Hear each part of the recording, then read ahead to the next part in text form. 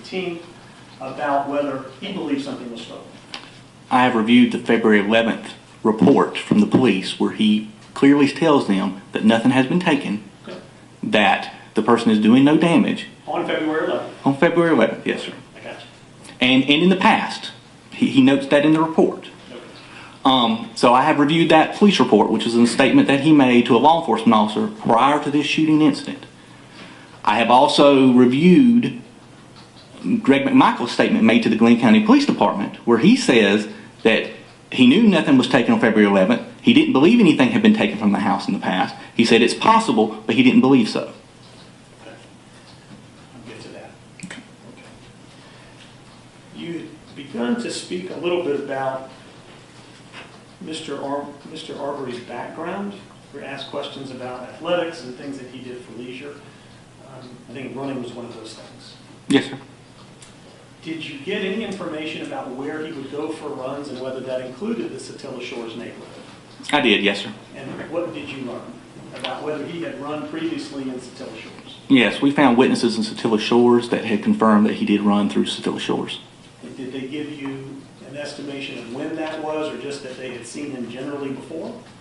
I don't recall. I believe there were the witnesses we interviewed. I did not personally interview him. Was relayed to me is that they had seen him run through the neighborhood before. That at least one of them had engaged in frequent conversations with him while he was running through there, and I believe they gave a time frame that they would normally see him running through the neighborhood. And that witness, have you documented that interview with the witness's name and contact information? It will be documented. I did not do the interview, but yes, that is sir. something that has happened since the arrest on May 7th? No, that was before May 7th. That was before? Yes. Okay, so that's kind of what we were talking about, is what you had done in that 32-hour period. Larry English was one person that you had spoken to. What else did you do in that period of time? We conducted a neighborhood canvass at Satilla Shores, where again we located the witnesses that had seen Mr. Arbery running. We spoke with family members who confirmed that he ran.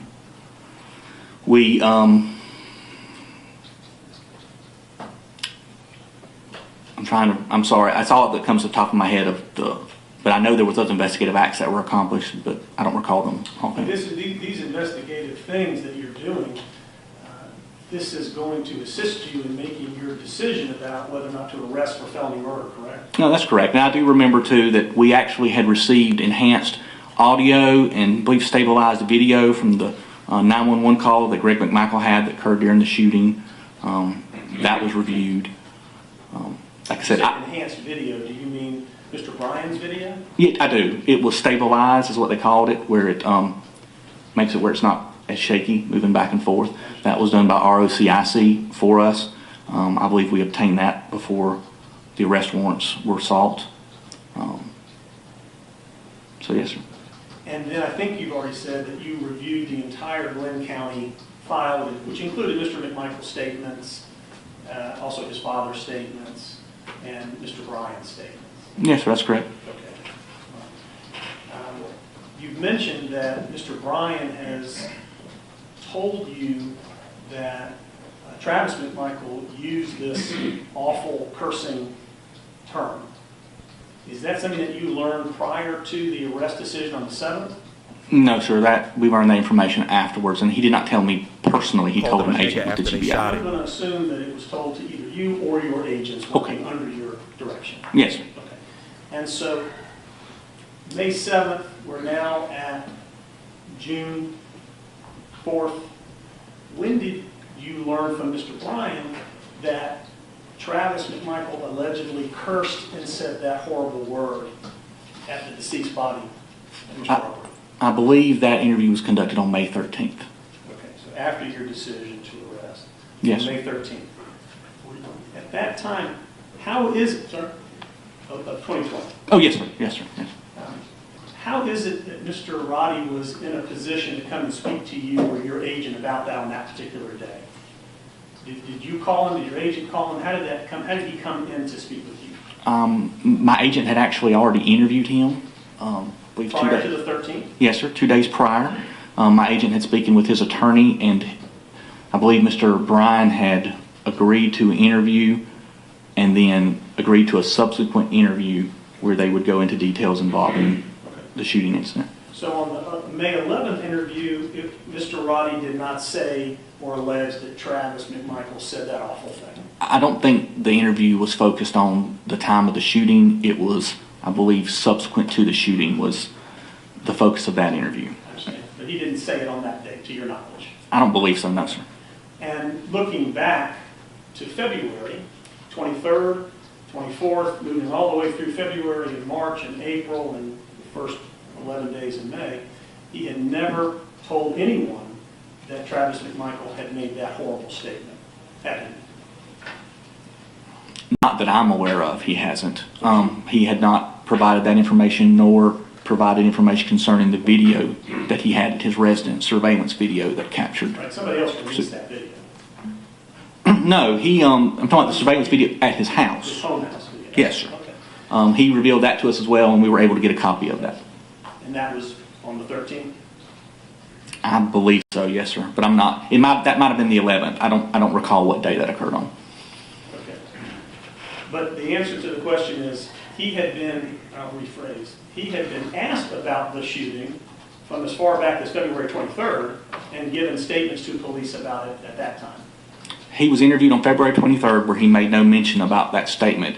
As far as I know, he was not interviewed again until my agent contacted him in May. And preceding that interview, I think you just testified that his attorney got involved and was a part of the decision to have him come forward and be interviewed on the 11th and the 13th. His attorney was present, yes, sir, during the interviews, if that's your question. Yeah. And was the district attorney present at that meeting as well? No, sir. Just yourself or one of your agents? One of my agents did the interview, and I believe another agent was called in to help with the technical involving, because there was a consent to download his phone again, so another agent assisted in that matter. But yes, sir, that's all I believe was there. Has that been recorded and documented? As far as the download of the phone? No, the interview of Mr. Bryan. Video recorded? It was audio recorded, and I know it was at least audio recorded. I am not sure if it was video recorded as well. I do not know. Are you aware if Mr. Bryan had any promises of leniency at the time he made that statement? Well, I am not aware of any. Or a promise not to arrest or indict him for these charges? I'm not aware of any. Not aware. Yes, sir. Is that something that you would typically be made aware of? I did not have any conversation with the attorney or him, so. Okay. All right. Talking with Mr. English, neighborhood cameras, getting information about him running, the audio, the 911, any other evidence that you reviewed before your arrest decision?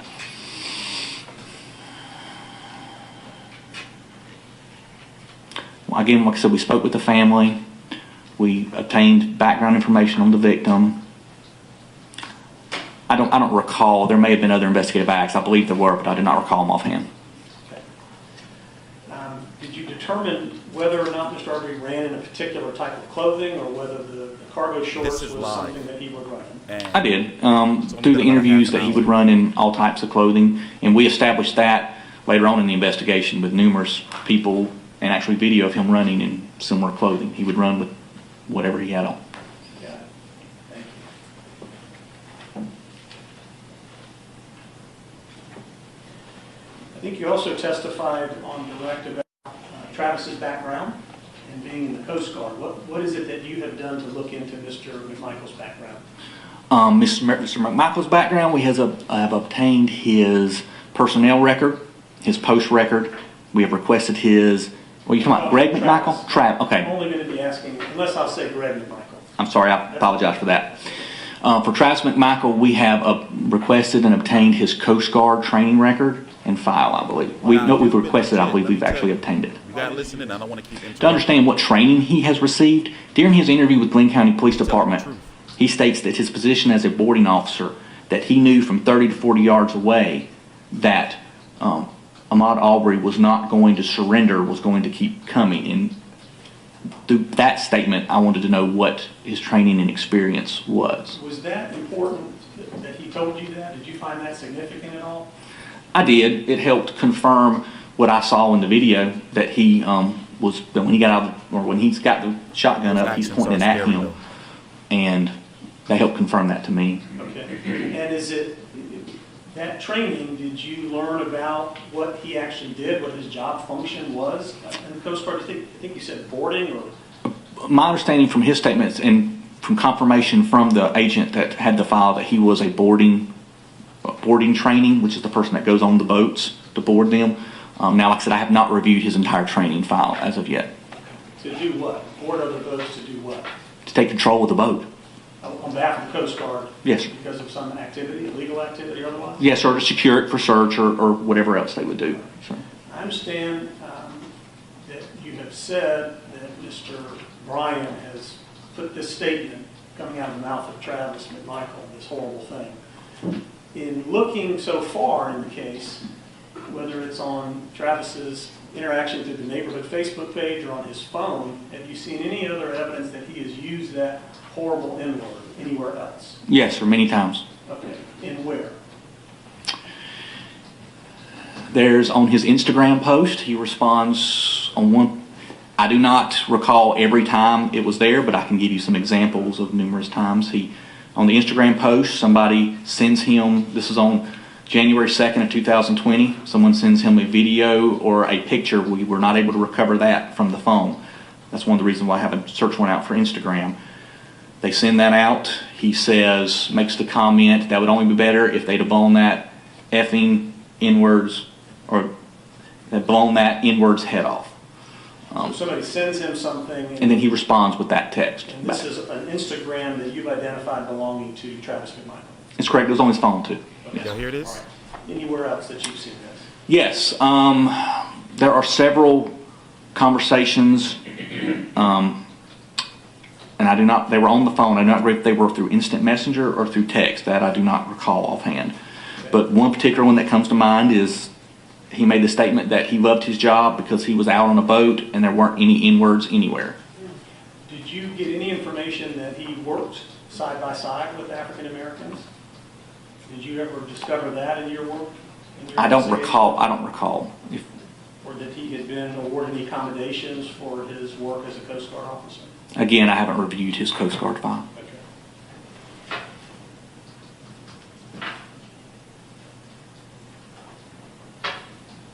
I think you talked about looking into Greg McMichael's background. I won't go into that, but let me move into then Satilla Shores neighborhood.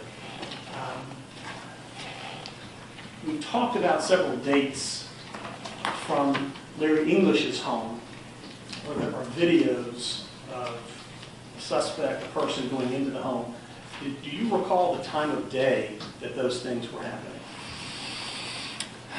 I believe the video, well, again, there are several videos of different people going into the home. The guys that shot him Not just Talking about the children. have a history of okay, saying well, there's nigger. also a couple that goes into the Call them home. black people That's niggers. one time. Yes, sir. Okay, so I'm not talking about the couple. Okay. If you're talking about the individual Ahmaud Arbery, I believe the previous incident of being at the home was at night. Okay. Is it your belief that it was Mr. Arbery going into the home on those other dates? I believe so, yes, sir. Okay, so on October 25th or November 18th, that was Mr. Arbery going into the home? I don't remember the dates, but the other videos I've seen show Mr. Arbery, who I believe is Mr. Arbery, in the home. Yes, Why sir. do you believe that it's him? Why do you believe it's Mr. Arbery in the home? Because I've seen him and it looks like him to me in the video. And if you don't mind just helping me understand in what ways, what descriptors seem to match His face, I believe there's tattoos that are seen. up? Okay, all right, so you feel fairly certain based on face and the tattoos? I do, yes, sir.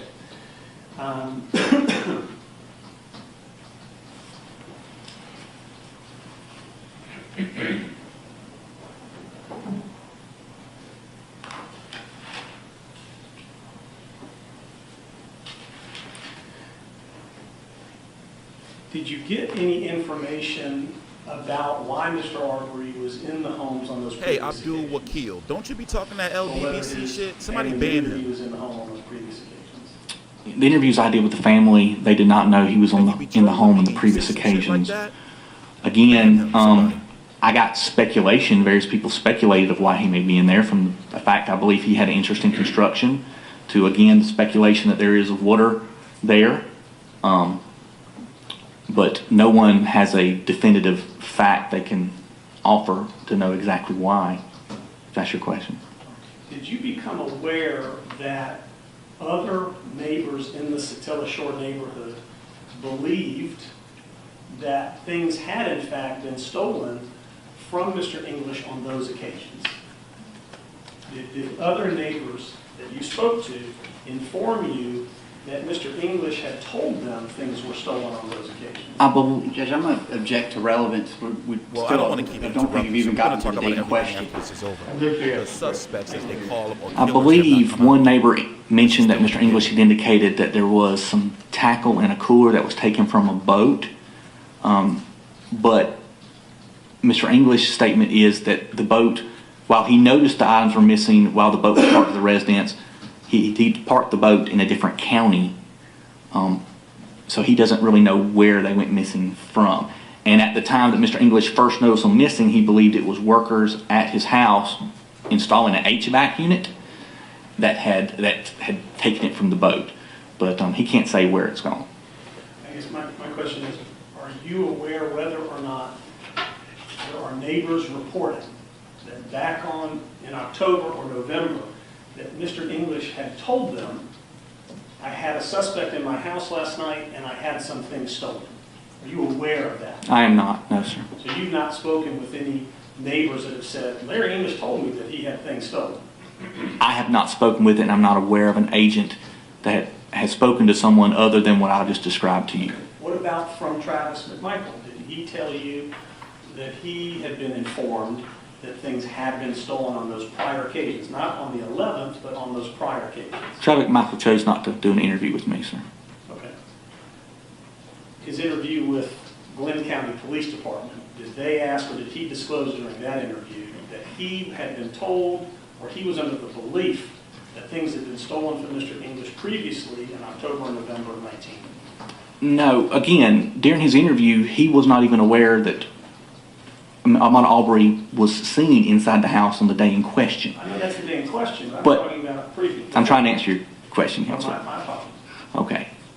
What he's told Glenn County PD, to the best of my recollection during his interview, was that he knew that a lot of stuff had been, burglaries and thefts had happened in the neighborhood in the past 6 to 7 months, which is the reason why we went back and pulled all the call reports going back to July 1st of 2019 to see if in fact there had been. And we also did a neighborhood canvass out there, and that's one of the questions we asked. Had you had anything stolen? What did you learn had been stolen over that 6-month period of time in that neighborhood, in that area? There were 2 entering autos. There was 1 theft, again, from a bedroom, and then there was 1 call of a burglary, but no subsequent report of that. What about stolen firearms? And one of the entering the autos was Travis McMichael's firearm was taken. Were you aware of any other firearms that were taken out of cars in that time period? I am not, no, sir. And, okay, you're not aware of it. I'm not aware of that.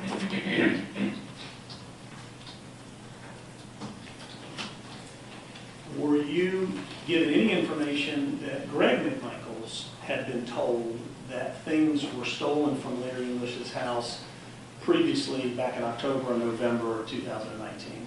Whether you were told yourself or you reviewed it from the Glenn County Police Department? From the Glenn County Police Department interview that he did at the Glenn County Police Department, he said he didn't think anything had been, he knew nothing had been taken on February 11th. He didn't think anything had been taken from the house by Mr. Arbery. He said he can't be sure. If it had to have been early on, but he didn't think so. Did you have any information that the neighborhood Facebook group, including Mr. McMichaels and his father, had come to the opinion that there was one particular suspect who continued to go into Mr. English's house? I know you've testified now that it was, you believe it was Mr. Arbery, but did you get information that they had collectively formed the opinion that the same guy is coming back? Yes, sir, I believe so. I believe that's correct. And that they were trying to catch essentially Mr. Arbery? Yes, sir. They decided he was someplace he shouldn't be, and they were attempting to catch him. Yes. And that they had involved the police in those efforts over the period of 2019 and 2020? Yes, sir. Mr. English and Mr. Diego, I believe, called the police, and Travis McMichael called on February 11th, 2020. And that up until that time, I guess, leading up to February 11th, that nobody had really been caught that matched the description of the person in the home? Yes, sir. I don't believe anybody had been caught or even confronted with it. At any point in time? No, sir. Moving to the 11th of February, what is it that you understood from Travis McMichaels through your review of the file that he observed that night and that he thought that night what he observed about Mr. Arbery? He saw Mr. Arbery in the neighborhood. He said he was actually turned around and has his headlights, if I recall correctly, illuminated Mr. Arbery. Mr. Arbery took a position. There's a porta potty in front of the house because it's under construction. And it appeared to him that Mr. Arbery was trying to hide in the shadow. He said Mr. Arbery was grabbing his pants, his pocket. Mr. Travis Michael said, and this is the interview he did with Glenn County Police Department on the 23rd, his concern was there may have been a gun. Did you explain why he was concerned about that on that evening? Because Mr. Arbery grabbed his pants in that particular. Grabbed his pants? I think he was said pocket, the way Mr. Arbery grabbed his pants, Travis McMichael was concerned there may be a firearm. Okay. He called 911 and returned to his house, where him and his father then went over to Mr. English's house to try to confront the individual. He had seen the individual go in the house. I'm sorry, I left that part out. After the grab, he saw the individual go into Mr. English's house. And this is all information that you're aware of prior to making your arrest decision on the 7th, is that correct? Yes, sir. That's correct. At any point in time, did you consider that Travis and Greg Michael were honestly seeking to apprehend a person that they thought was burglarizing and breaking into homes and cars in the neighborhood? No, I consider that they thought they were trying to catch the person that they believed may be responsible for what occurred so that they could detain him and identify him and let the police show up and identify him. Yes, sir. And do you believe, based on what you've heard, that that's what they were trying to do on the 23rd, that they were trying to detain and identify this person? I don't know if I've formed that opinion yet, no, sir. I'm still under investigation, but I know that's what their statement on the 23rd was. That's what they shared with police, is that they were trying to do what they had been trying to do, which was to detain and identify this person. That's correct, yes, sir. You say that you're thinking about that, and whether that's true or not, you haven't formed your final opinion on that. I am just gathering the facts, sir, and my investigation is not complete, so. I don't think they're in the courtroom yet. I didn't see him come out. You're gathering the facts in your investigation. By the way, I'm at about a 2-minute delay. Judge, I'm going to object to the relevance of this line of questioning. The question is about probable cause for the issuance of these arrest warrants for the defendants in this case, and not about speculating about what might be in the defendant's mind or anything like that. I think that's a good objection. I will sustain it. I'll move on now. On the 23rd, is it your thought? They shouldn't have been chasing them in the first place. All right, we're going to talk after this. I'm going to start getting mad. I am, yes, sir. I'm going to try not to interrupt anymore. Is it Shut your up, y'all. position that they were not seeking to try to use the citizen's arrest law on the 23rd against Mr. Arbery? So Judge, I'm going to object again for the same basis. I think that will call for speculation as to what the defendants were trying to do. I don't mind the defense asking what the defendant said. That's a different story. That's a fact matter, which might be a component of the investigation. But to ask anyone to speculate about what might be in the defendant's mind, I don't think that that's pertinent, and it is speculative, and we would reject. Unless you have an opinion about that. It's this officer who's making the call, Your Honor. I'm asking him. If he has an opinion, Did you form an opinion or think before you made the arrest warrant that these two gentlemen could have been trying to make a citizen's arrest? I was concerned whether their actions were legal and they had the authority to do it, not really so much what their intention was, but whether their actions were legal. And their actions being trying to stop a person that they believed had been burglarizing their neighborhood. Trying to stop a person, pointing a shotgun, ordering the person to get on the ground, and subsequently killing that person. Yes, sir. I understand the end of what happened, but I guess Well- my question is, from the moment that you understand the McMichaels left their driveway, let me back up. We'll get into it. You had mentioned, I had asked you about the Barnhill letter, and we were talking about Mr. Arbery. Is any part of your investigation, in the Barnhill letter, do you recall reading where George Barnhill mentioned part of the reason that he wasn't going forward was because of mental health issues. Judge, I'm going to object to the relevance of that, and it's also the character of the victim, so I don't think it's pertinent. I don't understand. Who he's even talking about? Yeah, I'll rephrase, John. You recall in the Barnhill letter that there's mention by Mr. Barnhill that Mr. Arbery had some mental health problems. Objection as to relevance and character of the victim. Well, this is going into the I'm going to let circumstances you ask of what that. happened that day. I'm just asking if you were aware of that mention. Yes, sir, I am. Okay. And have you done anything to investigate that statement by Mr. Barnhill? Yes, sir, I have. Okay. And what have you discovered? Judge, same objection. It's not pertinent to what happened on February 23rd, 2020, and it's character of the victim potentially. I don't think it's character. Well, I mean, bad things happen that day. I agree. And his mental status, I'm not sure that's pertinent. If I may respond. So let's go to something else.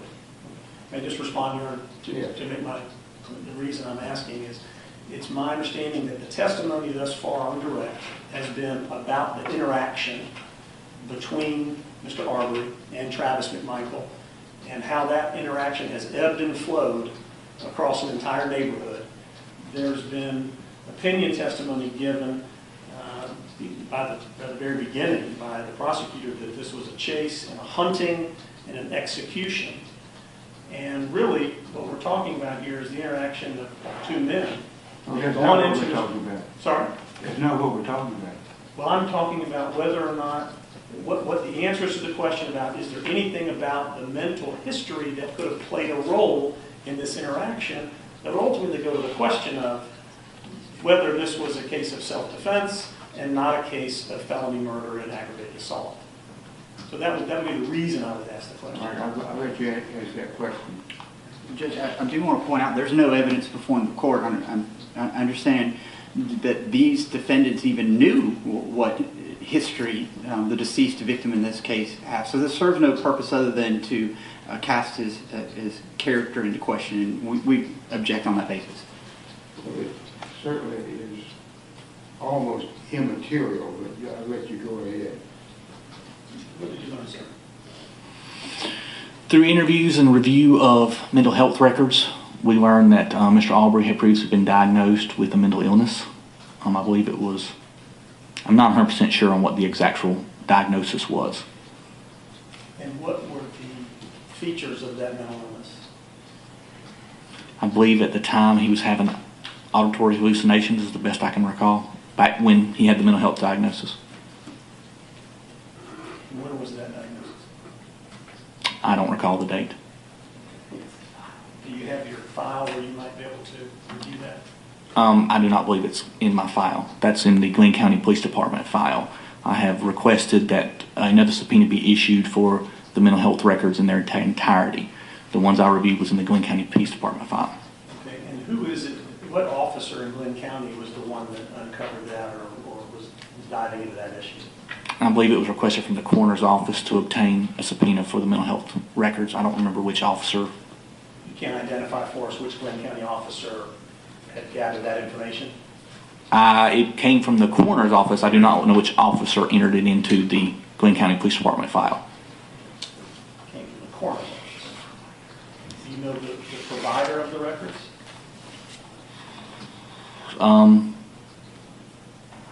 It's the local mental health facility. I don't know the name of it offhand. I don't know if it's Gateway or By the Sea or something like that. I do not know. And to try to help where I was ultimately going with this, is there any evidence that you've collected that that mental illness was active and still ongoing or being treated on February 23rd or right before February 23rd? Do you have any information about that? The information I have is that he was not currently under treatment for the mental illness. Not receiving medications or anything like that? And that's my understanding from discussions with the family and from the records that I have. Okay, I understand.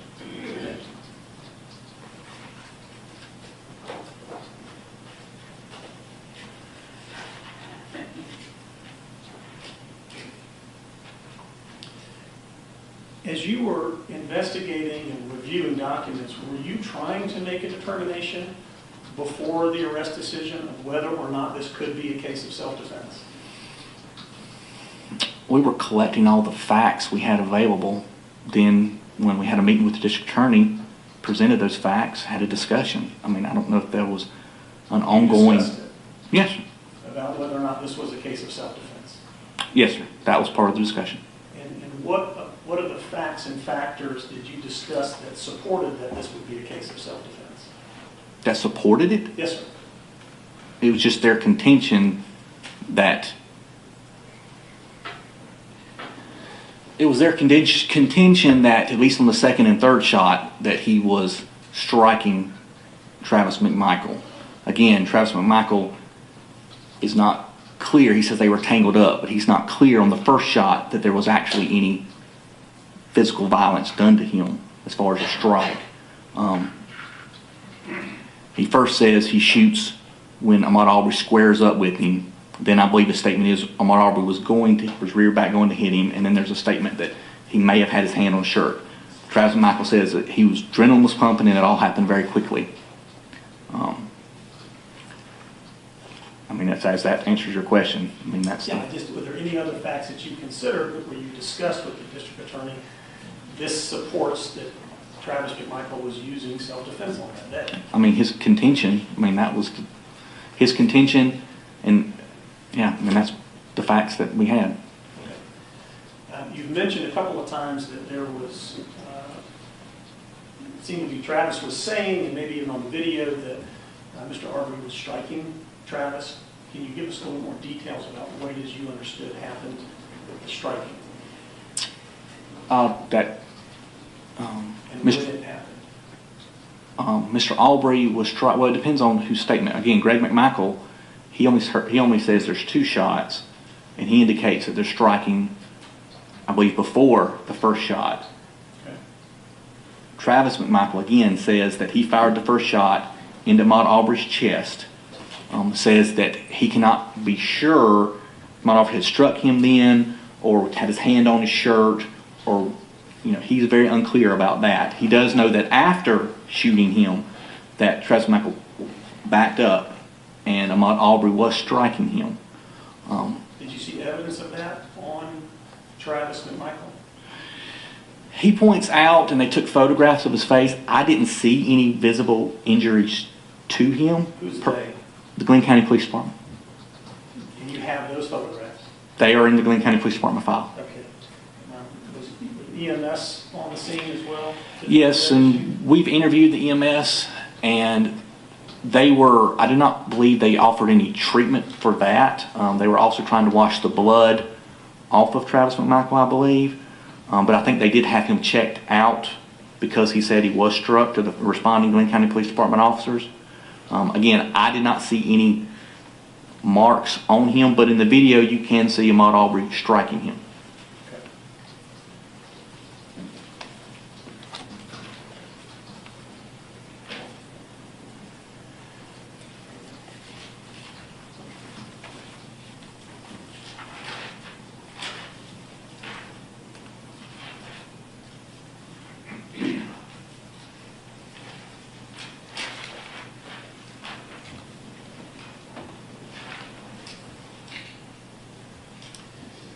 In the Facebook group posts where they're discussing about the break-ins and the burglaries, did you find anything within the Facebook group itself that they were making explicit racial comments about these things, or whether they were simply discussing what was happening? Did you find anything in those posts? I don't recall seeing anything explicitly racial in the Satilla Shores Facebook posts.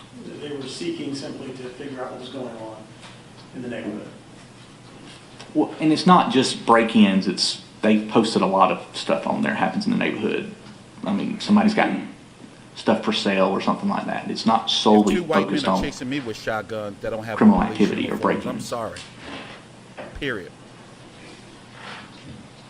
When you spoke with, or when you reviewed Travis's statement or his father's statement, and I apologize if you've said this already, did they tell police that when they saw Mr. Arbery running past their house, that they in fact believed he was the person that had been in the neighborhood, in the homes late at night previously? Greg McMichael said that during his statement. that he recognized him, and then he went, as far as that person, he did not know him before that incident, according to Greg McMichael.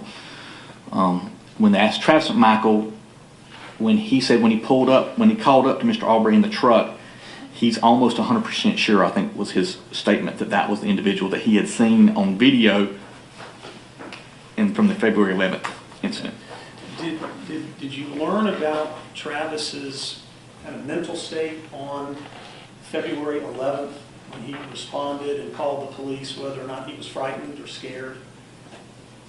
Judge, I reject the call for speculation about what a defendant is feeling I tonight. didn't ask him to speculate, Your Honor. I asked him if he said whether or not he was frightened or scared at that time.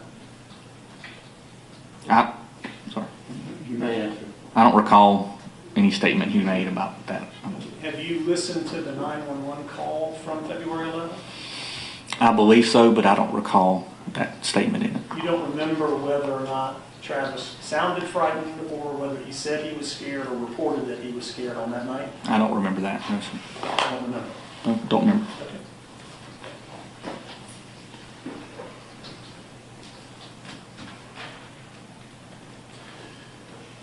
And I just want to, I'm aware of the time. They may I wasn't not sure come if you up. were going to be breaking, but I'm going to move into using the map.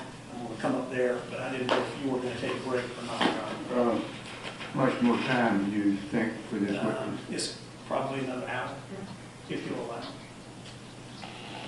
You know, to the extent you care, I usually take my lunch at 12. I think you're at 1 o'clock lunch person, but if we're going to go another hour, I would really prefer to have a break.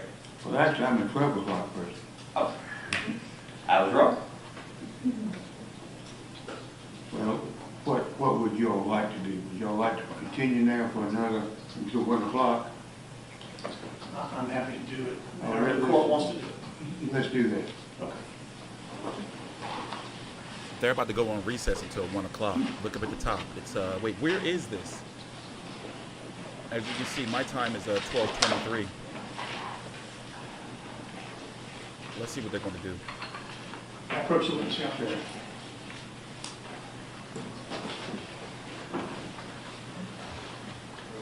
I don't think this gets us tall. Oh, they're about to set up exhibits and shit. So listen, my issue is this.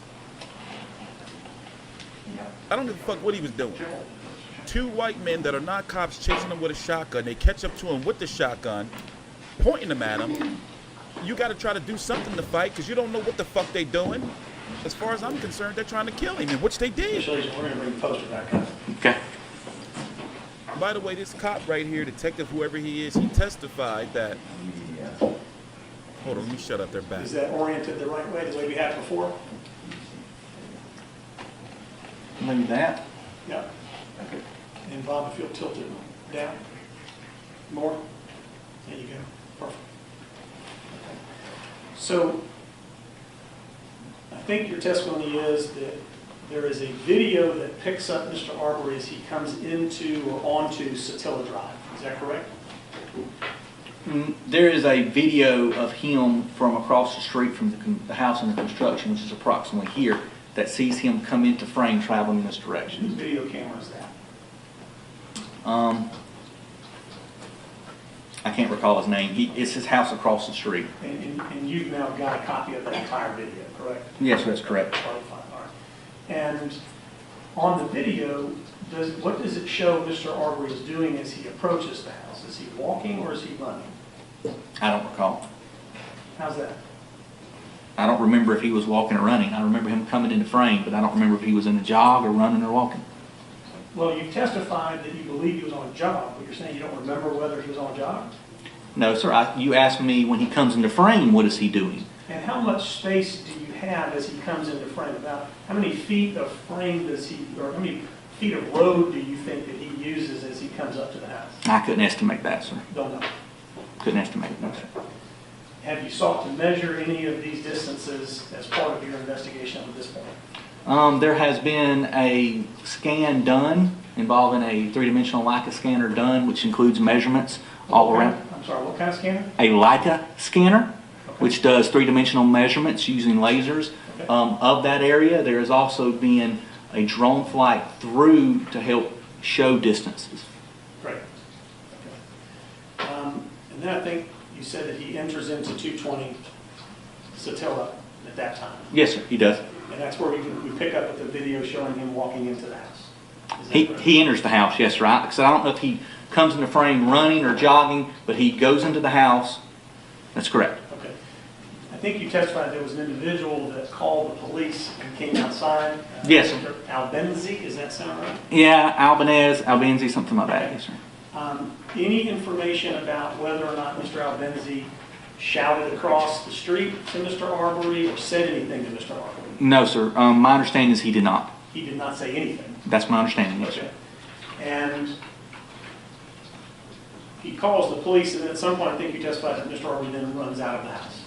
Yes, sir. He comes out the door and runs, which is what he has been seen to do on previous video. Coming out of that house and running. Yes, sir. Okay. All right. And he runs out of the house down, does he just run down the driveway and into the road, or does he cut across the yard? Do you notice? I don't recall that. I don't recall. And he begins to make his way down in front of 230 Satilla Drive, which is Greg McMichael's home. Is that what you testified to? Yes, sir, that's correct. What is it that you understand Greg McMichael sees, observes, and says at that moment when he's out in his driveway? My understanding, he sees Mr. Arbery running past. According to Greg McMichael's statement, again, he doesn't know if Mr. Arbery's chasing somebody or somebody's chasing him, but he recognized him as the person that's been in the house previously, and says that he suspects that Mr. Arbery may have been involved in thefts in the past. Okay. So he goes into the house and tells Travis that's him, and then they get the guns and proceed to get in the truck and chase Mr. Arbery. I think you testified that Greg McMichael's former law enforcement officer and investigator from the DA's office. Yes, sir, that's correct. And he is expressing to the police these statements back on February 23rd that it's his belief at the moment Mr. Arbery runs past that he thinks that is the individual that's been burglarizing and committing thefts in the neighborhood. No, that is not I correct. thought that's what you just said. No, sir. Okay. He says that's the individual that he had seen in the house. Okay. He believes, he has a gut instinct that this person may have been responsible, although he's gotten, and I think he actually says, I've got no proof of that, but this person may have been responsible for various crimes in the neighborhood. Okay. And did you get an understanding of where he came to that feeling or belief from? Just his explanation of Glenn County Police Department, like I said, I think he actually says it's a hunch. They go into it, it's just like a subjective just reasoning. He says, my reasoning is there's thefts going on and somebody's in a house under construction. So they're probably or possibly the person that may have been doing these thefts. Would you consider it significant if Larry English had in fact told him that he had thousands of dollars worth of fishing equipment and electronics stolen from his boat around the time of October or November of 2019? I would find it astonishing considering that Mr. McMichael tells them that he did not think anything was stolen from the house on February 23rd, 2020 during the interview with the Glenn County Police Department. So I would think that that would be a change. If he came out and said that now, I believe that would be a change in the statement he gave on the day of the murder. Okay. Would you, okay, but, all right, we move on. So then after he runs past, you said that Mr. McMichael goes in the house and gets Travis. Yes, sir, that's correct. And what do you understand happens next? Mr. McMichael grabs his Greg McMichael grabs his .357 Magnum revolver. Travis McMichael grabs a 12-gauge 870 shotgun. They then get into Travis McMichael's truck, Travis McMichael driving, Greg McMichael in the passenger seat. Let me stop you there if you don't mind. Mm-hmm. Did they explain or give any information as to why they grabbed their firearms? Yeah, I believe Greg McMichael explains that, again, this is an individual that had been in the house over here and they didn't know if he was armed or not. So they grabbed weapons. Did they at all reference the February 11th evening where they thought that he may be armed because he had been motioning to his pocket or reaching in his pocket? And Yes, sir, I believe that was brought up during those interviews, yes, sir. That they were afraid that the same guy may have been armed. Well, Yeah, they mentioned that, but Greg Michael also says that his gut instinct, again, was this person may have been the individual that went into Travis McMichael's truck and stole a firearm. However, he said he had no evidence of that. He had no objective reasoning for that. I believe they were going into subjective versus objective information. And, but that his just gut instinct. Okay, but subjectively, he believed, is what you're saying. Yes, sir. That's what he said, not what I'm saying. They get in the car, and I think you say that Greg McMichael sat in the front passenger seat, but there was a baby seat in there? That's correct, yes, sir. But he rode in that sort of capacity up to a certain point, is that right? Yes, sir. According to his and Travis McMichael's statement, he rode into that until this location on Burford, where Mr. Arbery turned and went back in the opposite direction. So when they got in the car, what is it that you understood that they could still see Mr. Arbery running in that direction, or that they just drove forward to see if they could find him? Did they still have eyes on him, I guess is my question. I don't believe that question was specifically asked of them, whether they still had eyes on him or not. But they drove down Burford. Well, they drove down Satilla first and then on to Down Burford. to Burford. I think you were saying Buford earlier. I'm but sorry. You mean Burford. I meant Burford, yes, sir. I apologize if I misspoke on Buford. And then, at some point, you learned that the McMichaels see Mr. Arbery running down Burford. Is that correct? Yes, sir. According to both their statements, they catch up to him. Okay. Now, I think you testified that you got a video from Mr. Bryan that comes from cameras on his home. Yes, sir. That's correct. Have you reviewed that video? I have, sir. Okay. And do you see Mr. Arbery run past the house? The video is apparently motion activated, so when it starts, you see, if I recall correctly, Travis McMichael's truck and Mr. Arbery running from the front of the truck towards the back of the truck, and then it looks like he's changing direction, and then the video stops. Okay. So where is Mr. Bryan's house on that map? I think it's approximately right here. Okay. And so when the camera initiates, it is when McMichael's truck is in the view. Is that correct? That's correct, yes, sir. Is it stopped? It appears to be at that point, yes, sir. It stopped, or it has comes into view. It is stopped. Mr. Arbery changes direction, and I believe he changes direction again, and then that's when the camera shuts off. And then it goes from the statement with Travis and Greg that they continue to pursue him this way. All right. So when Travis's truck is stopped, which you understand, where is Mr. Arbery? He is on the driver's side, I believe, running back towards the rear of the truck. And I don't recall if the truck begins to move backwards at that point, but then Mr. Arbery changes direction again, I believe, in the video. It's a very short snippet of video. So if the driver's side, if this is the driver's side truck and Travis is sitting here in the truck, do you have any information that Travis is pointing a gun out the window? Do I have information? Yeah, do you have any information, or is it on video that Travis is holding a gun out the window? I do not see any video of Travis holding the gun out the window At of this that time? video At at this that time? time. Okay. Yes, sir. All right. Does the video have audio? We'll get back to you. Oh, yes.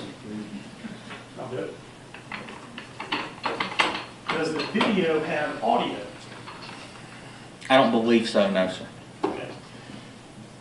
Did you get any information from Travis or from Greg McMichaels that they were trying to speak to Mr. Arbery at that time without pointing any gun at him, but just talking to him?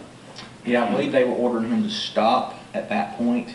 Then later Travis says his statement changes a little bit. At first it was we were telling him to stop, and then it was we were saying, hey, we just want to talk with you. So Are those two things inconsistent in your mind? Stop, hey, we want to talk to you. You seem to think that those are inconsistent with one another. I do, Okay. just from my interpretation of the interview. Yes, sir. But at that moment, saying to Mr. Arbery, stop, we want to talk to you, there's nothing illegal about that. Not at that point, no, sir. Not just saying that, no. Right. And so, without a show of guns or force, you said that Mr. Arbery then begins to run what appears to be back the other direction? Well, yes, sir. Towards Satilla? Well, it looks like to me he's running back towards Satilla, and then, like I said, I can't recall if the truck starts backing up, but then he changes direction again. From the video, it's very obvious to me at that point Mr. Arbery is trying to escape from Travis and Greg McMichael. Now, you're getting into the mind of Mr. Arbery right now, aren't you? No, You're getting sir. it- No, sir, I'm telling you what my interpretation of what I say on the video is. And tell us what you're basing that interpretation on. What facts do you think support that he is at that moment trying to escape? Because he looks like he's running away. He's running away from the truck, And then I believe the truck starts to back up, and then he changes direction to get back away from and them. he comes back toward the truck? or not? As the truck was moving this way, I believe so, sir. Yes, sir. Okay. At this point in time, do you know where Mr. Bryan's truck is and whether it's come out of the driveway or not? It has not. It is in video frame, parked in the driveway. Okay, so as you're trying to interpret the running away aspects of what Mr. Arbery is doing, you're not saying that he ran this way, then stopped because he saw Mr. Bryan's truck and ran back. No, sir. You're just seeing him sort of change directions and hover around that area. No, sir. My interpretation is that he's changing direction because the truck was going backwards. Okay. He's trying to escape the truck So the truck's going backwards and he decides to run back in front of the truck to get away from it. That is my interpretation of it. and not back out Satilla Shores. I think he's just trying to get out of the truck. Now, when they come down here, he turns and then tries to go back out Satilla Shores. All right. So once Mr. Arbery runs away from that, what do you think happens next? Well, it's based upon the statements of Travis and Greg McMichael, Okay. but that Ahmaud Arbery travels down Burford, with Travis and Greg McMichael in pursuit. They get here, again, Mr. Arbery changes direction and tries to go back towards Satilla. Okay. This is at this point, Greg McMichael exits the passenger side of the truck. He starts to go back down Buford, but Mr. Arbery is running back down Burford. I'm sorry. It's okay. At this point, Mr. Bryan pulls his vehicle to try to block the road, to block Mr. Arbery in. This is his first attempt. Let me stop you there if you don't mind, so I can follow you. It's Mr. McMichael's Travis has said that Mr. Arbery ran in front of his car and headed further down Burford, and they drove in his direction at that time. They're pursuing him, yes, sir. Did they tell you whether or not they continued to say to him, please stop, we want to talk to you? Well, they didn't Any tell me. statements? Well, they didn't give a statement to me. Well, I'm sorry, I apologize, you're right. I'm sorry. They gave this statement to Glenn County, but I keep calling you Glenn County and you're not. I apologize. Yes, sir. That they gave this statement to Glenn County, that they continue to try to engage him and ask him to stop and say, we just want to talk to you. I don't recall them making that statement at this point in the You narration. don't remember that? No, sir, I don't remember. Okay. Nonetheless, at some point, you don't have any information at this point that on that second encounter, which I'll call the second encounter on Burford, where they kind of drove up to him before Mr. Arbery changed directions back, that they pointed any guns at him at that time.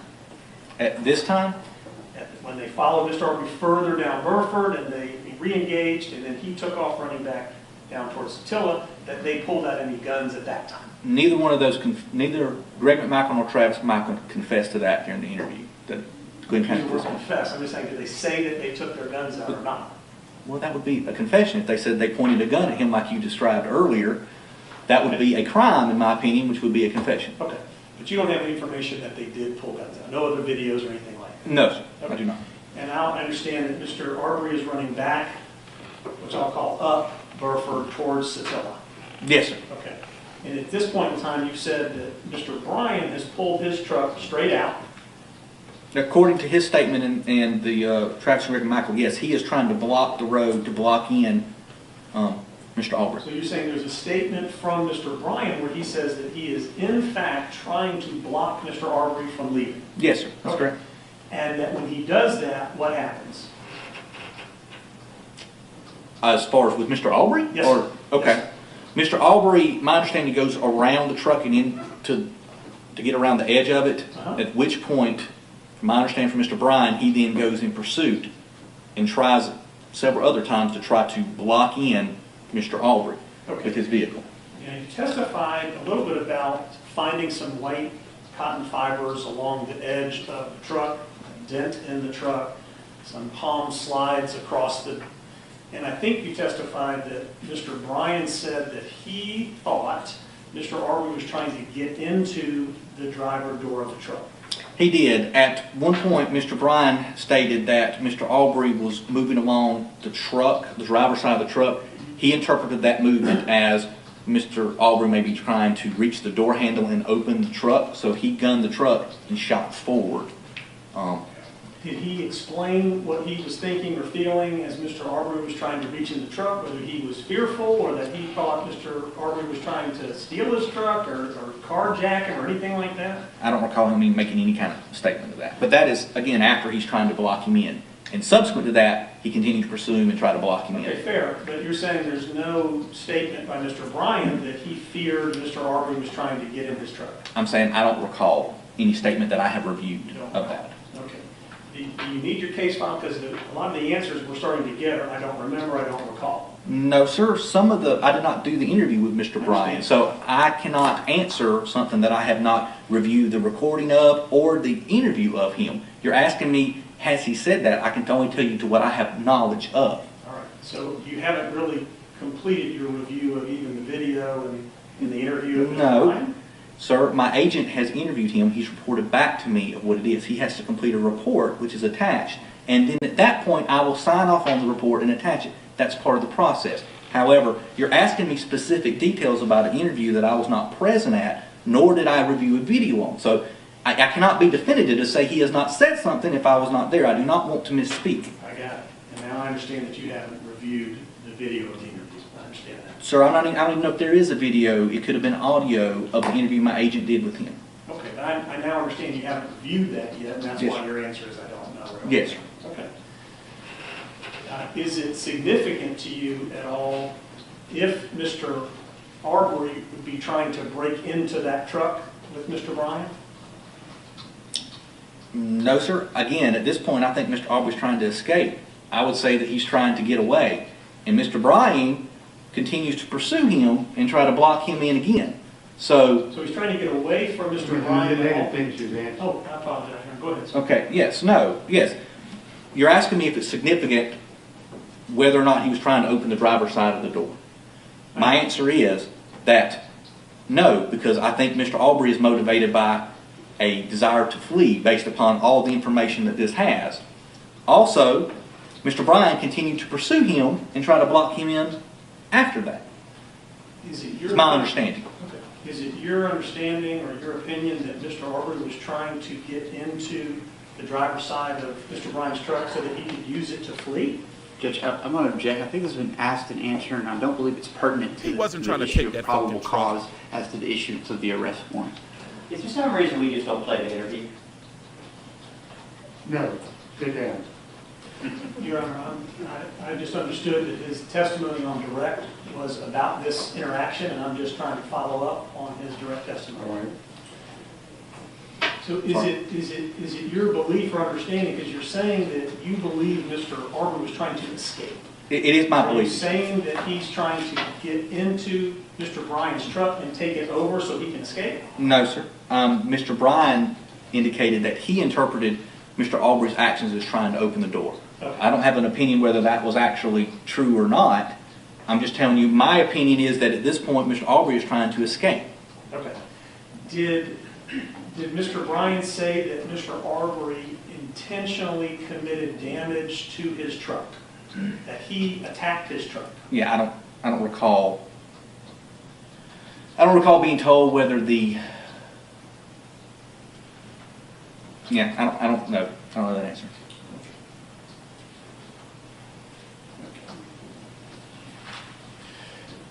Following this exchange, I guess, between Mr. Arbery and Mr. Bryan's truck, what happens next as far as you know? My understanding is Mr. Bryan continues to pursue Mr. Arbery up Burford. When it comes to Holmes Road, Mr. Arbery turns onto Holmes Road. Mr. Bryan initially is on Satilla Drive. He turns and then goes down Holmes Road in pursuit. Okay, may I stop you for just a moment? Yes, sir. Do you have any information that Mr. Bryan was communicating with Travis or Greg about the next steps that played out between Mr. Arbery and Mr. Bryan? Mr. Bryan was saying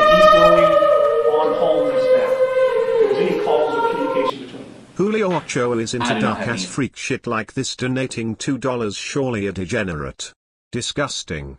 He was trying to escape. To this day. Yeah, I'm gonna cut that shit right off right now. Information about that, that's right. Or that, yeah, okay. And you said that Mr. Bryan goes straight down Satilla, essentially, but Well, I Mr. think- Arbery turns right on Holmes. I think he's pursuing, my interpretation is that he overshoots when Mr. Arbery cuts suddenly down Holmes to try to get away, and then Mr. Bryan had to turn back to continue pursuit. Do you have any information that Travis or Greg saw where Mr. Arbery went, whether it was Satilla or Holmes or otherwise?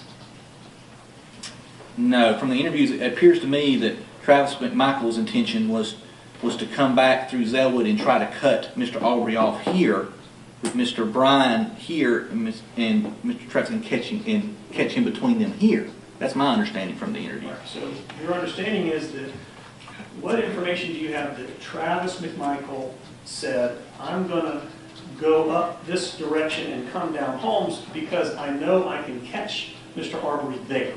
How is it that he is informed, in your opinion, that Mr. Arbery is on Holmes Road? No, I say that he's wanting to catch Mr. Arbery here, but when he comes down Holmes Road, he sees Mr. Arbery. You think So- he sees him?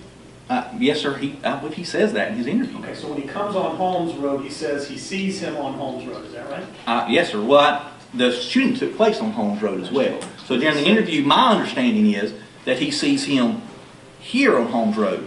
But again, like I said, he definitely says he sees him on Holmes said at Road. the He very shoots him on beginning Holmes of the Road. That's his Okay, statement. Like, it's a let me long just break story. this down because You gotta watch it from the beginning. prior to seeing him on Holmes Road, do you have any information that Travis McMichael is aware that Mr. Arbery is on Holmes Road? No, I think from the interview I got is that he's wanting to loop around and catch him here. Again, that's my interpretation of what he is telling the investigator of the Glenn County Police Department. That he wants to go all the way around to come back to Burford And catch him, yes, sir. and not just back down Burford? Well, Greg McMichael encourages him to back down Burford and catch him, but Travis says, no, let's loop around. Okay. But prior to that, I think you're a little you don't have confused, any Andy. information that Travis knows He's Mr. actually on Arbery is Arbery's on side. Holmes Road. Is that correct? Not until he sees him on Holmes Road. And then he comes up and he turns on Holmes Road and he sees him where you were pointing to, And it's the higher DA up that's Holmes talking that Road. keep trying to trick him up. Is that Yeah, right? yes, sir, I believe He so. drives on the road and physically sees him up there. I believe so because Mr. Bryan is here. Well, it's probably not that far down. Mr. Bryan is here, and this is where the video starts, and Mr. Arbery coming back towards Mr. Bryan. At that point, Mr. Bryan puts the phone down. He then pulls off the road to allow Travis McMichael's truck to pass. Did Travis McMichaels ever say to you or Greg say to you that he observed the interaction between Mr. Arbery and Mr. Bryan's truck around the end there of Burford Road, where he may have seen Mr. Arbery attacking the truck or acting in an odd manner about the truck? Well, again, they didn't make the statement to me. They made it to Glenn County Police Department. I understand, yeah. I do not recall them making any kind of statement about seeing him try to attack Mr. Mr. Arbery's truck, Mr. Bryan's truck on Burford. I do not recall them making any statement in reference to that. And then I think what you've said is that you believe Mr. McMichael sees Mr. Arbery on Yeah, the that's the upper defense part of the attorney, road. my bad. And then is it that they drive past Mr. Arbery? And that part is not clear in the interview, exactly how they got in front of Mr. Arbery, and it's not really addressed in the interview. That is just me knowing that they're behind him at this point, and at this point they're in front of him. So at some point they had to pass him, but that is not addressed in the interview. And do you have any information? Okay. So you don't have any information about what kind of interaction, if any, there was if they go past him or whatnot? It's not mentioned in the interview. And to make sure, throughout this entire time, do you have any evidence of any kind of texting communications between the McMichaels and Mr. Bryan or anybody else in the neighborhood as they're trying to communicate about Mr. Arbery, where he is and how they can, stop him or catch him, as you put it? I have no evidence of that at this point, no, sir.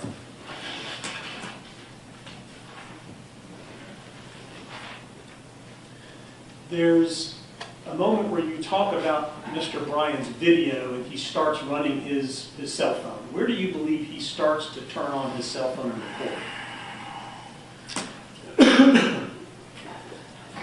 And it's hard for me to do it on this map. I believe it's somewhere in this area, but I'm not 100% sure of that. I know it's before this curve here, but I believe it's somewhere in this area. Okay. And can you hear Mr. Bryan say anything throughout that recording?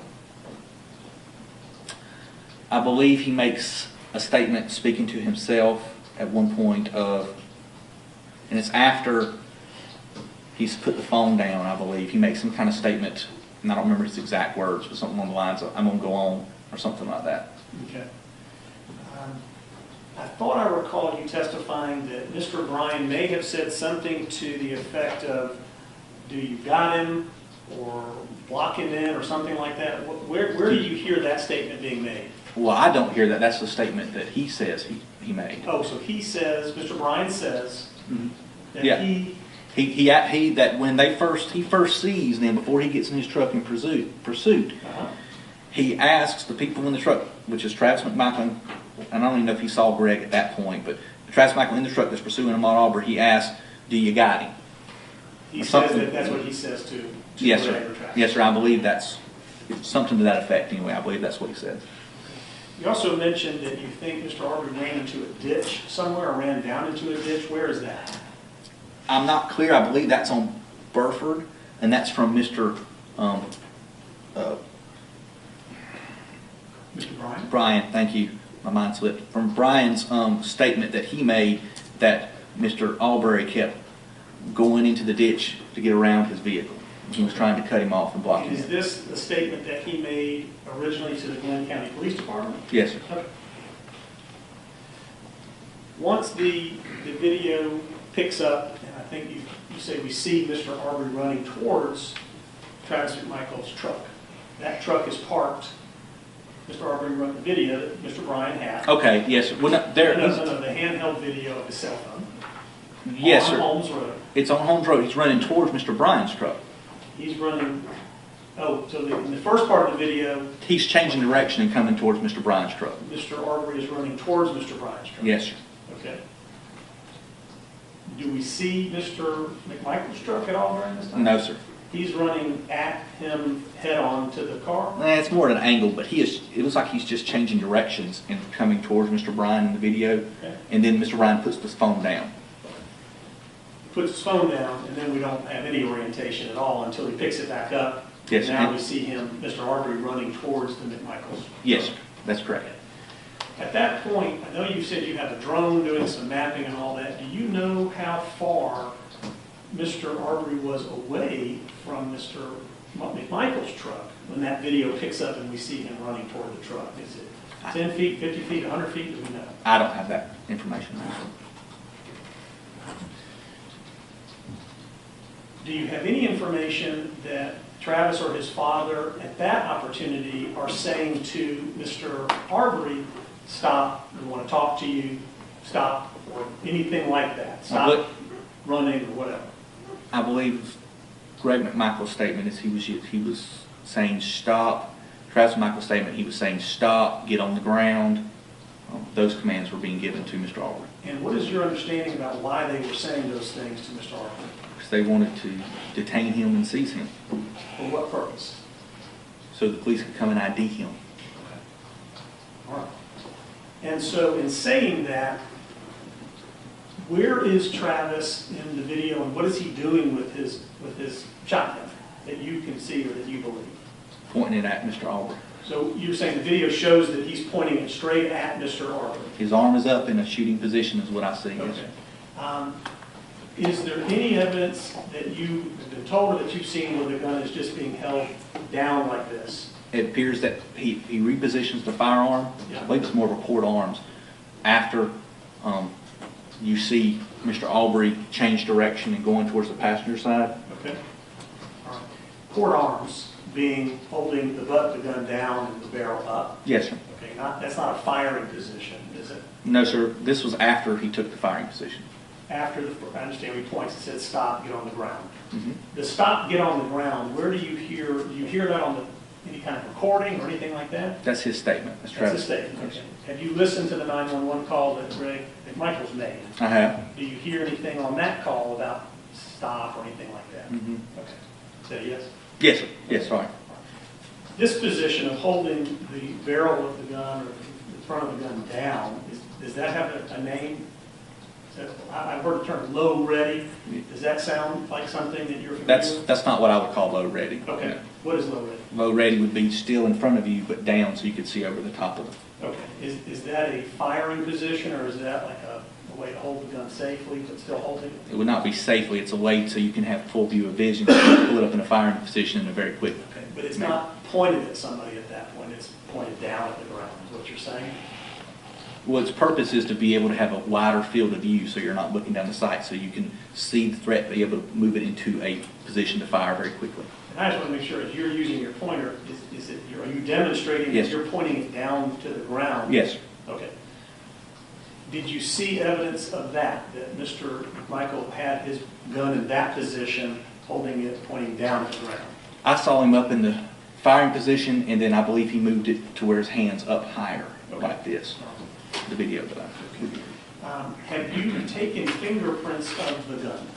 Or did the Glenn County Police take fingerprints of the shotgun No, sir. to try to determine where Mr. Arbery may have grabbed the gun? No, sir. Or whether his hand had gotten on the pump of the gun? No fingerprints were taken on the gun? No, sir. And I think you've testified that Mr. McMichael was standing outside of his door, next to his door, until the point where Mr. Arbery changes direction and runs up the passenger side of the truck. Is that correct? That's correct, yes, sir. You can put that back.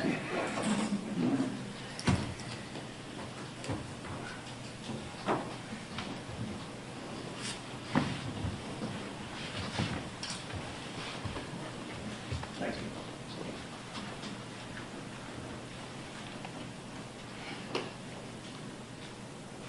Is the only evidence that you have of what happens next, it simply comes from the video and talking with Travis McMichael, Greg McMichael, and Mr. Bryan?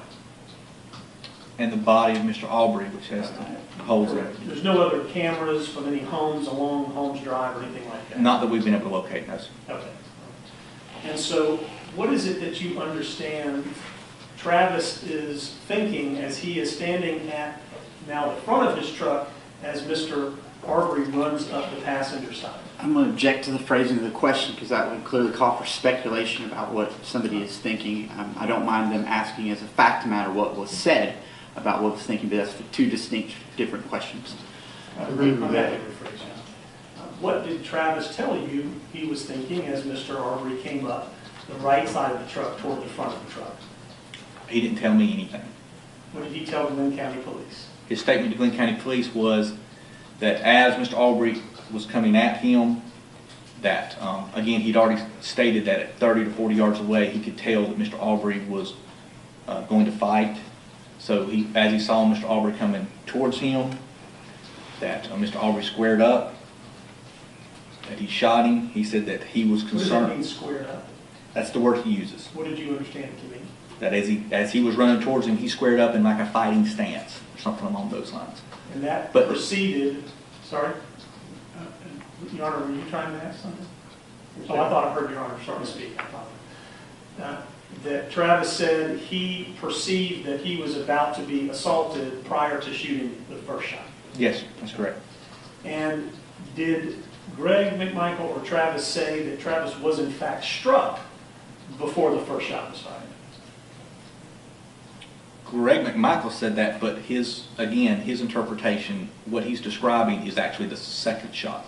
But I guess the information coming from Greg McMichael is that Mr. Arbery did in fact strike his son Travis prior to the first shot. Is that Yes. what he said? He did, but he also said it was only 2 shots. Okay, that's And his description of where the shooting took place is on the side of the truck, not the front of the truck. Okay. Mr. Travis McMichael said that he was not sure that if he was struck before the first shot. He said he squared up. He said we were all tangled up. He was not sure if Mr. Arbery's hand was on his shirt when he shot him. Did Travis tell you that when that first shot went off, that that Mr. Arbery had in fact grabbed the gun prior to the shot going off? Travis Did McMichael? Travis tell you? No. that- He didn't, well, Glenn County Police Department, he indicated, I apologize. that's all right. You know Well, what I mean. I do, But but we want to be accurate. we want to be accurate, Did and Travis tell the Glenn County Police Department that Mr. Arbery had placed his hands on the gun prior to him shooting it the first time? no, I believe he did not say that the hand was on the gun before he shot. Just that Mr. Arbery was squared up, ready to fight, And he and may said, have grabbed him. and may have grabbed him, and says may have hit him, he was not sure about that. He was very inconsistent about what occurred during that time frame, because he said his adrenaline was pumping and it happened very quickly. Did he say that he was afraid of being beat or assaulted by Mr. Arbery? He said he was afraid that Mr. Arbery would get hold of the shotgun. Yes, sir. Okay. Does the video give you, you said you had some work done to the video to slow it down. In doing that work, are you able to determine where Travis was in front of the car and where Mr. Arbery was in front of the car, whether it was the front right bumper headlight area or the middle area or further to the left? Can you make any determination about that? Just that's in the front of the truck. No, sir. Okay. Not more specific. than that. And did the Glenn County Police Department photograph the front of the truck or look to find blood or anything like that at the time they were investigating on the 23rd? They photographed the scene, which included the truck in the pictures. Yes, sir. Anything about those photographs lend any information about where they may have been when the first shot was fired? Not that I can interpret. No, sir. And it's your belief that the first shot was fired was one of the shots to the chest, is that correct? Yes, sir. And you believe that because Travis said that he thought that was the first shot as well? And the video after the first shot, when Mr. Arbery comes in the frame, he's got blood on the front of his shirt. Okay, you've been able to determine that through the work that you've done with the video? Yes. And then I think you testified that you can then see Mr. Arbery hitting Mr. McMichael and grabbing for the gun. Yes, sir. And sort of shoving him back across the street out of view. Yes, sir. That's correct. Is that that distance of that movement by Mr. Arbery kind of overpowering Mr. McMichael back across the street? Have you calculated how far he had to push him to get him out of view? I don't think I would say it was an overpowering. I think Mr. Travis McMichael said he started retreating backwards Trying to get away. from, yes, sir. Okay. After And, he shot. After he shot him, that's right. Right. And at that time, did he say that Mr. Arbery had his hands on the gun and was trying to take the gun from him? He said he had his hands on the gun, yes, sir. I don't know if he specifically was trying to pull the gun away or not, but he indicated that he did have his hands on the gun. And did Travis tell you that the second shot came because he was trying to defend himself from what he said was the assault of Mr. Arbery onto him at that point? That's what he told Glenn County Police So he Department. told Glenn County. And the third shot, And what are they talking same about? thing, he was still trying to get the gun away from Mr. Arbery, and he shot because Mr. Arbery kept coming at him, Yes. essentially. Okay. And it's your decision then, as you move forward through the case, that you are of the opinion that this was not self-defense by Mr. McMichael. I don't believe it was self-defense by Mr. McMichael. I believe it was self-defense by Mr. Arbery. Okay, that's why he took the warrant, the way he took the warrant. Yes, sir. I believe Mr. Arbery was being pursued, and he ran till he couldn't run anymore, and it was turning back to a man with a shotgun, or fight with his bare hands against the man with the shotgun, and he chose to fight. And not to run through a side yard or not to run through another yard or anything like that. I think his thing was to, I believe Mr. Arbery's decision was to just try to get away. And when he felt like he could not escape, he chose to fight. But it is clear from the investigation that for the driving and the interactions that took place all around that area, that no shot was fired at any time by anybody prior to the hand-to-hand combat that Mr. Arbery and Mr. McMichael engaged in. That's what the evidence That's so what far the evidence shows. shows so far. Yes. Okay.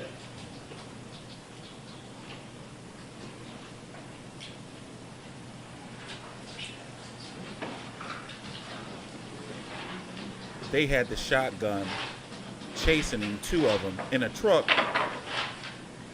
By the way, that jogger shit is bullshit. I'm not trying to hear none of that shit. But no matter what, he was out there doing the same thing with George Floyd. You don't go around, you can't kill him. Like, they just think that shit is cool. Like these two motherfuckers right here, they had no business doing what they was doing. It's going to take me just a second to move through my notes to make sure I haven't All right. missed questions. I'm going to try to conclude here momentarily. Trespassing is not a murderable offense. I'm sorry, even if that is what he was doing. I'm sorry, the logic is all fucked up. I'm like, honestly, two white men, no matter what I'm doing, chasing me, they don't got police uniforms on, they got shotguns. I'm running, they cut me off, I'm running out of energy. He told me, why didn't you just run into the side of the alley? You ever run so far that your legs feel like jelly, like in noodles? He probably like, fuck it, I gotta fight. He tried to take the gun, and we don't know what happened when they went out of scene. You see what I'm saying? But whatever, they got shotguns. Of course I'm going to try to take Has it. there been any effort on your part of the Glenn County Look at him in the back of the to car. also with the seize truck, Mr. Arbery's cell phone to do some testing or looking on his phone? I did. I explored that option. At the time of the shooting incident, Mr. Arbery did not have a cell phone. It had been broken. Apparently, according to his family, during his runs, he would often drop his cell phone and they would break. And the last time he broke it, his mother said, "I'm not buying you another phone if you're going to continue to break them while you're running." In investigating, I'm going to go back and pick up a couple of things that may be a little out of order. He probably was. In investigating We don't know that jargon shit. incidences that were ongoing in the Satilla Shores neighborhood, there was an incident on January 1st, 2020, where a car was broken into that was not Mr. McMichael's car. It was another car where another gun had been stolen. Are you aware of that? I am not, no, sir. Where the fingerprints were taken from that car? I am not aware of that, no, sir. Did you become aware of Officer Rash's involvement with the Glenn County Police Department, or speak to him about, or have one of your agents speak to him about his trying to assist the Satilla Shores neighborhood with the burglaries and break-ins? I did, yes. Or I had one of my agents interview him, yes, sir. Okay. Did you learn anything from him that you felt was concerning about the neighbors' efforts or the McMichael's efforts to solve the crime issue in their neighborhood? I don't guess I understand your question. What did you learn from him? Let's keep it simple. I believe he had written a report.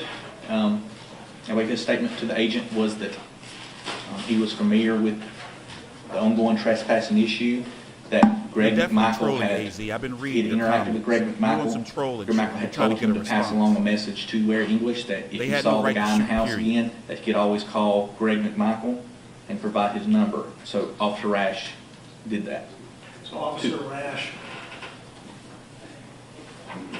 encouraged Larry English to call Greg McMichael? No, sir. Officer Rash said he was just passing along the message, was his interpretation. Mr. English, though, did not see the message until after the shooting incident had occurred. He just had missed the text messages that had come through, apparently, according to his statement. Okay.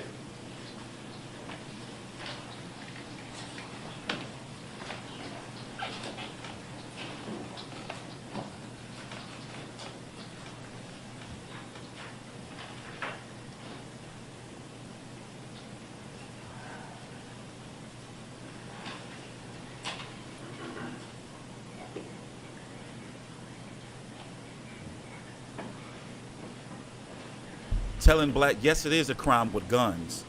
You tripping, bro. But once again, this AZ dude, I'm going to stop responding because he's trying to, like, get a response. Because your logic is extremely flawed because, you know, you got two white men chasing a black man with guns. Travis McMichael, One of them is in the back of the truck like some old Mississippi burning shit. I'm sorry. Get out of here, bro. well, maybe more than one question, but this was the end. I was just going to ask him about the warrants he took. All right, go ahead. Okay, thank you. The warrants that you took, one was Or he for must be from white aggravated privilege, assault. period. The basis, the factual basis of the aggravated assault, what are the specific facts that we've discussed that you are saying this is the aggravated assault, that is the aggravated assault here of this count warrant? My specific fact that I based the warrant Yeah. on that I provided it would be that the aggravated assault occurred when Travis McMichael pointed a 12-gauge Remington 870 shotgun at Ahmaud Arbery. Okay, when he pointed the firearm, and you described that as when he was standing next to his truck and Mr. Arbery was running towards him, and he held the gun up like this when he was saying stop and get down? That is one instance, and then Travis McMichael indicates that he was pointing the shotgun at Ahmaud Arbery as he was approaching him at the front of the truck as well. Okay. And that would be the basis of the aggravated assault? That's correct. Pointing of the firearm as he was running towards him and he was yelling stop, or when he came around the front of the truck at him and he pointed the gun at him after he came around the front of the truck at Travis? That's correct. After Travis went around the front of the truck, yes, sir, that's and correct. Mr. Arbery came around the front of the That's truck correct. at Travis, Travis points the gun, that's the aggravated assault at that moment. And when Mr. Arbery was 30 to 40 yards away and Travis was pointing as well. Okay, so now we have a distance, so 30 or 40 yards That's away. that's according to Travis McMichael's Fair. statement. Fair. And at the same time, he was 30, 40 yards away, Travis was saying, stop, stop, get on the ground. That's my understanding from his statement. Gotcha. Yes, sir. And then the document that you created simply states that the offense being described as the accused pointed and discharged a shotgun, which is a deadly weapon capable of causing death or serious bodily injury, at Ahmaud Arbery. This statement is the sum total of what you presented to the signing magistrate, is that correct?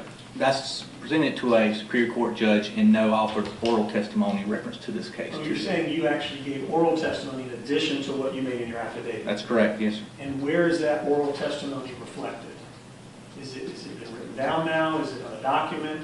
No, sir, I provided it to the judge. The judge himself, if he were sitting in this witness stand, would say, yes, I got additional information outside of the four corners of this document. I'm sure he would, yes, sir. You sure? Okay. Now, moving to the felony murder that caused the death of, obviously, Mr. Arbery was shot and killed on that day. And so Yes. the basis is what exactly? That he was shot and killed that day? Or he just During a the white boy commission that of a ain't never felony been to through an nothing. aggravated assault. And So to it him, he being thinks shit like this the is cool. pointing Probably of never the been in gun a as fight. he was That's how approaching and the pointing of him as he came around the front of the car. they That's have correct, opinions yes. like that. I don't have anything further. I appreciate your patience with me. And All right, we'll be in recess until 2:15. thank you. All rise. We're going on recess for an hour.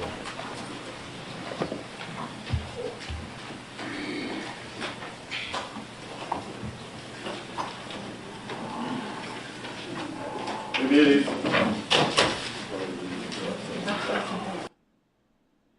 They're going on recess for an hour.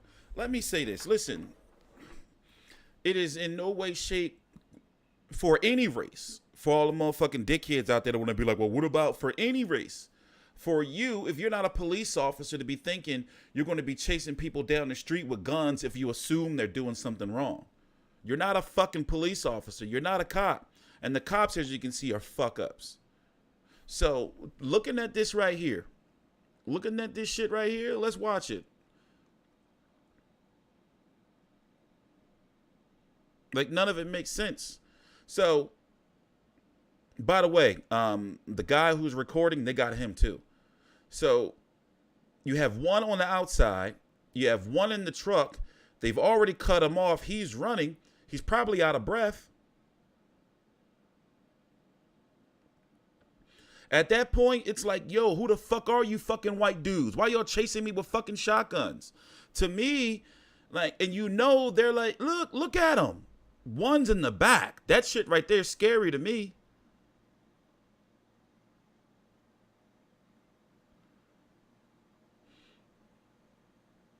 Ain't no way, like, I don't know how people think this is cool to justify this, but the people that are justifying this, you know, this is what and I haven't even, I got something real special for the George Floyd shit. You can't just be doing that. And then you already know white people scared of us anyway. So instead of fighting us, they think we're going to bite their heads off. They like, oh, let's shoot them. So in this case, look at this shit. So he run around, so I'm guessing he runs around here to try to, like, he confronts him with the shotgun. Man, this shit is stupid. I'm running low on disk space. My recording's going to stop soon. How do I use up all them gigs? Like, none of it makes no sense.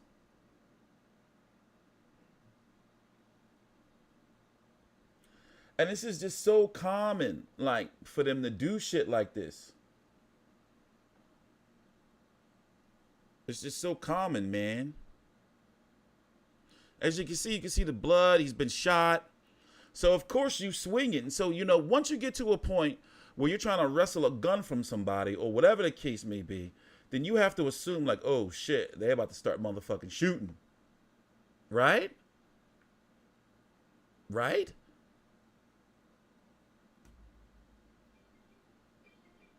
So it's all disgusting to me because I just think, like, how are people just think this, you know, they think it's cool.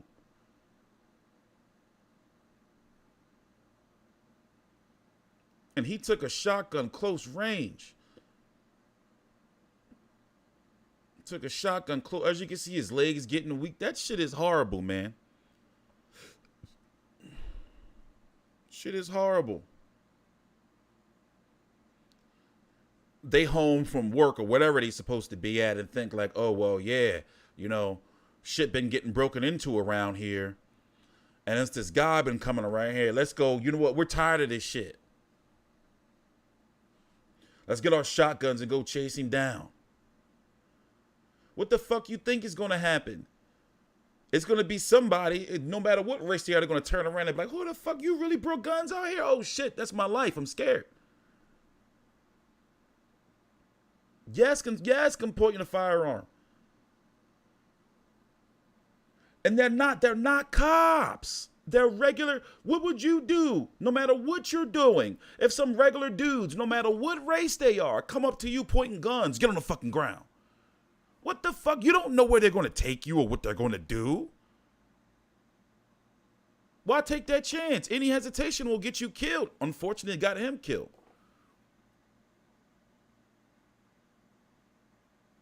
They have a social media history of referring to black people as niggers. Like, you know, they already show you how the way they think.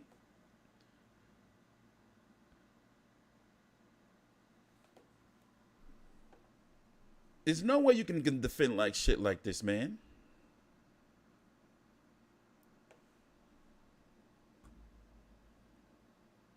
Like, there's no way people should be like, he shouldn't be dead, period. George Floyd, they shouldn't be dead, period. Period.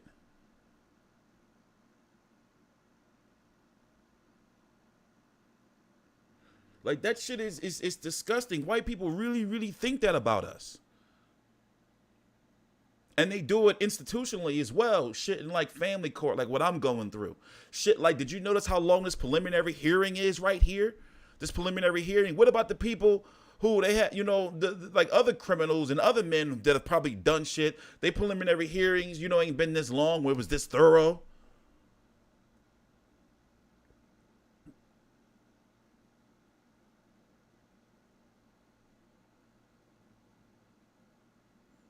Now all that looting and rioting and all that old bullshit, that's some bullshit right there. And I ain't going to even hold you. Like, there's the protesters and there's the fucking looter scumbags that don't even know who the fuck George Floyd is. Period.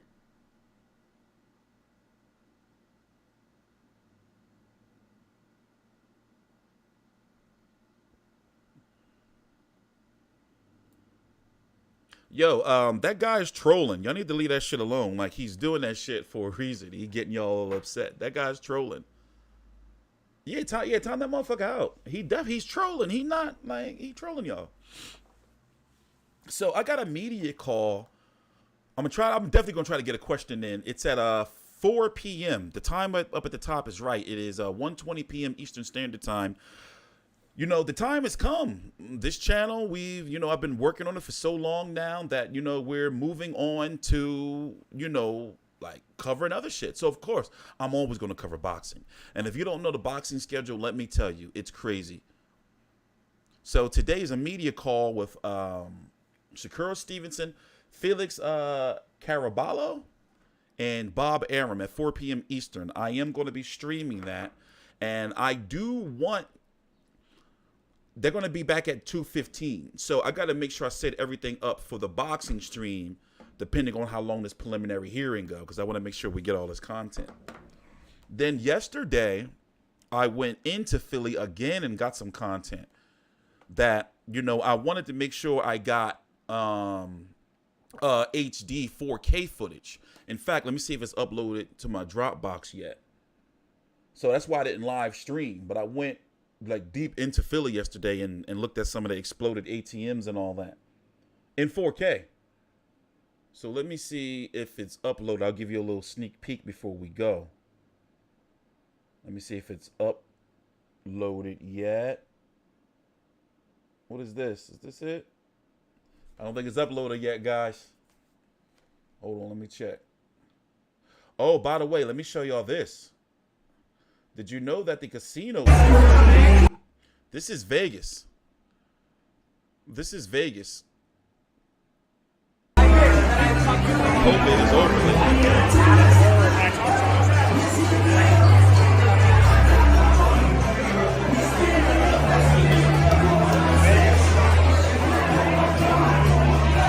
This is like Vegas is back. Did you notice how like coronavirus now they ain't talking about it like that?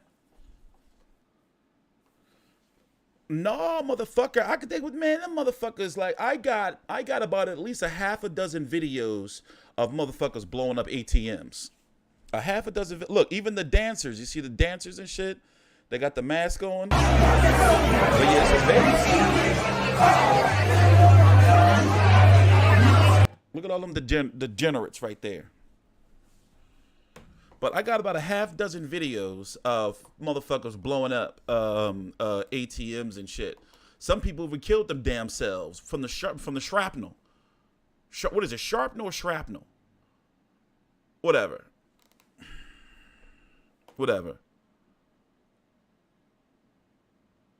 No, I couldn't go out. It was the city was a war zone. I wasn't trying to get shot, but I do have content that's coming out after I get this boxing stuff over with today.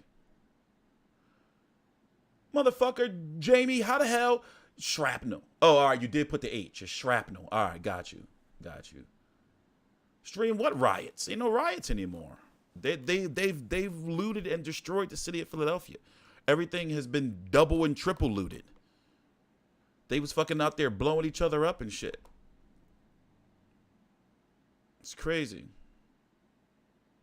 Yeah, they were blowing up. And the crazy thing I was thinking was like, where did they get the dynamite?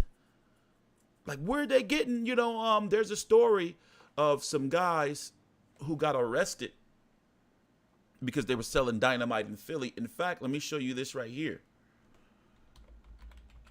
Damn, this is the sneak peek to the stuff I've been working on in the back. Capping what?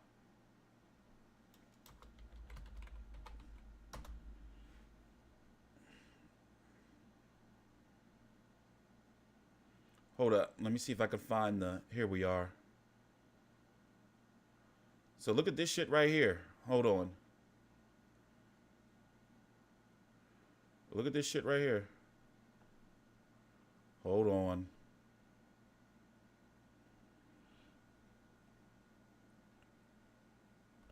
Look at this shit.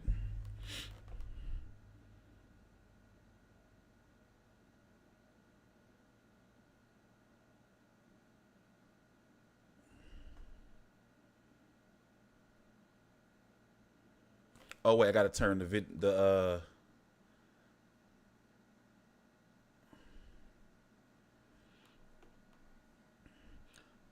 I got about at least I'm gonna say about 20 videos like this that I've been just downloading and just like saving the links to and everything.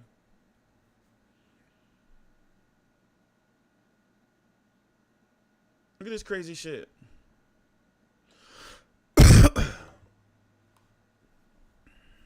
So not only do I got my boots on the ground stuff, look at this crazy ass shit.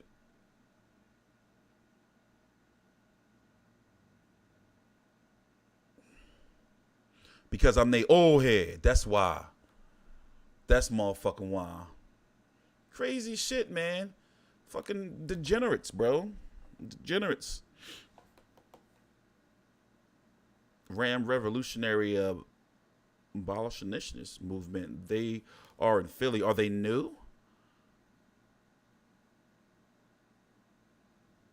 Are they new? But anyway, let me get up out of here. Some dude in New York City drove up a U-Haul wearing the beekeeper's mask, stole crates of clothes.